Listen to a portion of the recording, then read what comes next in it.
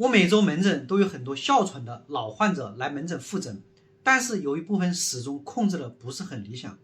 因为哮喘这毛病光靠吃药缓解可能还不够，我们需要把握这5个细节，才可以真正稳住病情不发作。作为呼吸科医生，今天我就总结几个门诊真实的病例跟大家分享一下。第一个细节，一定要躲开过敏源。前阵子有一个母亲陪着她的14岁的小姑娘，一到换季就咳嗽，查了才知道是对花粉、尘螨过敏。家里的床垫很多年都没晒过，窗台上还摆着各种植物，所以我就让她家人每周用除螨仪把床给清理一下，出门把口罩戴着。过了2周之后，线上门诊一复诊，她跟我说孩子哮喘就没有再发作过，也没有咳喘。好多哮喘的朋友都属于过敏性哮喘，就像尘螨、宠物毛屑、霉菌这些看不见的过敏源，还有芒果、海鲜这些容易过敏的食物，它都是隐形的导火索。所以家里面不要放太多的旧书，还有很多毛绒玩具。养宠物的人一定要勤洗澡给宠物。过敏体质的人吃东西看一下成分表，你有没有可能对它过敏。第二个，一定要防止呼吸道感染。我有个老患者，每年冬天都因为哮喘住2次院。去年冬天又因为感冒哮喘复发，挂了我线下门诊。开药之后，他问我吴医生需要注意什么，我就跟他说，你天冷的时候不要去人多的地方，勤洗手，每天可以用生理盐水把鼻子洗一洗。3个月来随访，他说他这半年连感冒都很少，哮喘也没有再发作了。呼吸道感染是哮喘复发的头号推手，尤其是小孩子和老人，一旦感冒、支气管炎很容易诱发气管痉挛，所以平时一定要注意保暖。流感季节提前打疫苗，家里有人感冒赶快分开住。第3个，吸入剂你要用对。也是有一个一直在我看的老大爷，他复诊的时候说这个药越用越不管用，我就问他你这个药用对没有，正好他带了他的药现场给我演示了一遍，才发现他喷的药都没有深吸气，那个药全部喷在嘴巴里面。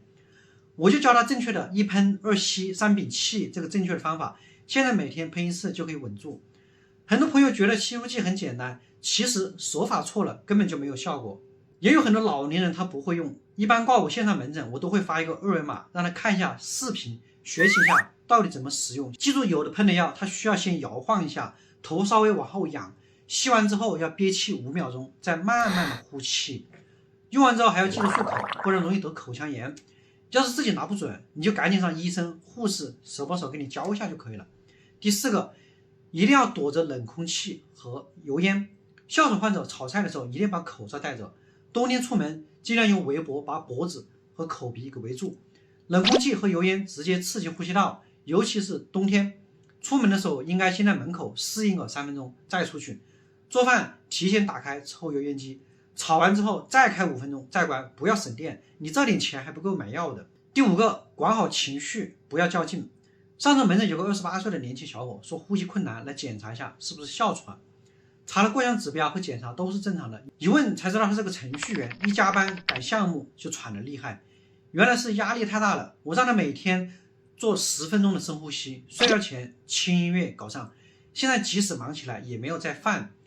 人在情绪激动、压力大的时候，体内会释放一种叫组胺的物质，会直接诱发哮喘。所以大家不要做牛角尖，遇到烦心的事跟家人朋友聊一聊，实在调节不好就去看一下心理科。以上5个细节，你要是已经按照医生的嘱咐用药了，这些细节也要注意。门诊时间有限，不可能跟你讲10几分钟。哮喘如果还是老复发，尤其是每个月犯3次，甚至影响睡眠、走路，那就警惕是不是还有其他的问题。